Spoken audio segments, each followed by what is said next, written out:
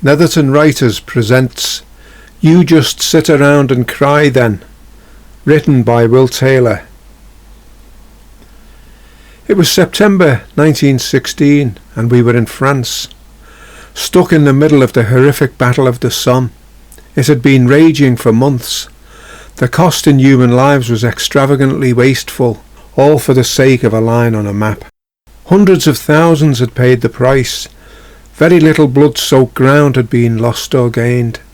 The screaming shells were continuously falling from both sides, further mutilating the horrendous body parts that were strewn everywhere. It was a scene from a sickeningly gruesome nightmare.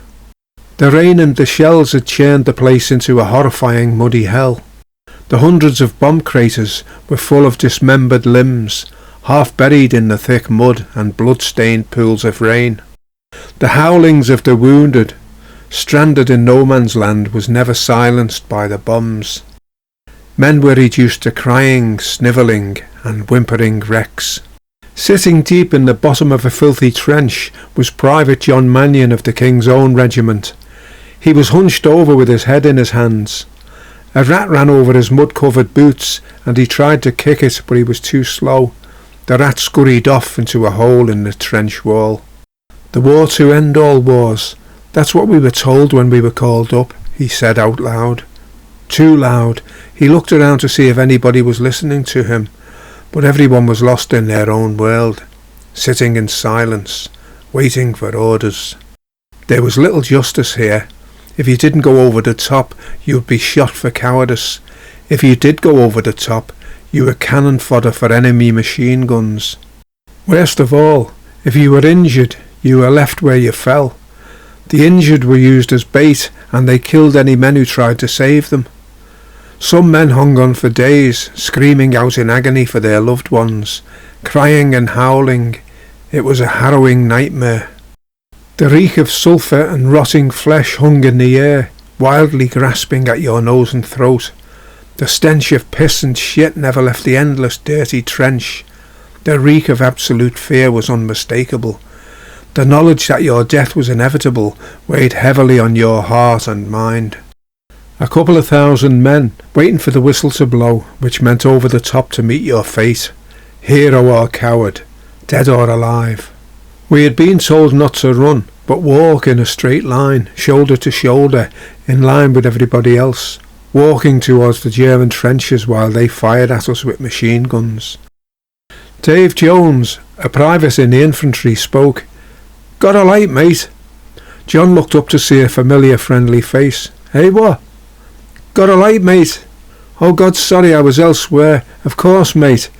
John reached into his pocket, fumbled around and pulled out a Zippo lighter, which he lit and held up to Dave. Dave pulled hard on the cigarette in his mouth and offered the packet to John, who took one and said cheers. "What time do you think we're going over?" Dave asked. "Don't know," John replied. "And I don't really care, to be honest. The longer it takes, the longer I'm here. I hate this bloody place, and there's no way I'm ever coming back here again. Ever. The lads are saying that there might be 2 weeks off the front line coming our way soon. What do you think?" Dave went on. John shook his head. "The only way we're getting away from this fucking stinking trench is going that way," he said, pointing up at the trench wall. "No, that's not the only way. I'm getting out of here. It can't be. There's got to be more than this. There's so much more I've got to do. Like getting married, having children, buying a house. I don't know. Like learning to swim, riding a horse. There's so many things I want to do," Dave went on. "Dave, sorry mate, but the chances of getting out of here are slim, to say the least. Look how many boys we've seen die here. I've lost count, and you know that. We don't make new friends anymore because of it. It all hurts too much. You know that too." Dave sat down and let out a big sigh.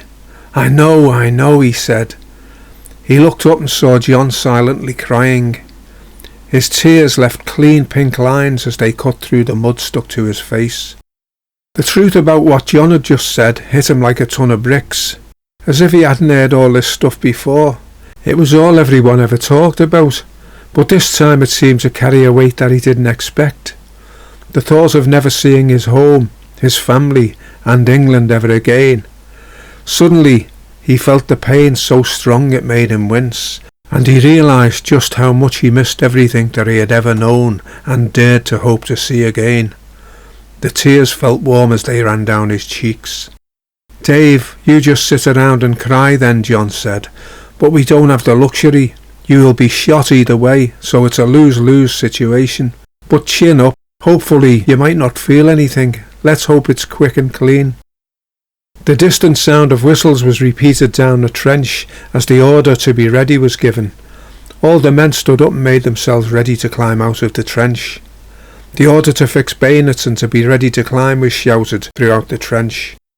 The sound of the whistles being blown all at the same time was deafening, and the order to go over the top was given. The men were screaming and shouting as they frantically climbed up and out of the trench. The officers stood at the bottom of the trench with pistols drawn, waiting to shoot anybody that wasn't moving forward. The enemy machine guns opened up like a dragon spitting fire, cutting through the lines of soldiers. All hell was let loose, and we were in hell.